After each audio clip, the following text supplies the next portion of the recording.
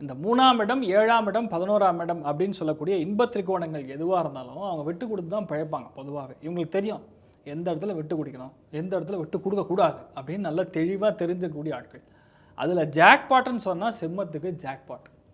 இவங்க வந்து விட்டு குடுத்தாலும், குடுக்கலைனாலும் நீங்க ஜெயிப்பீங்க. பெரிய ஒரு சப்போர்ட் பொதுவாகவே உங்கள்கிட்ட இருக்கும். பண காசுக்கு பிரச்சனை கிடையாது சிம்மத்துக்கு.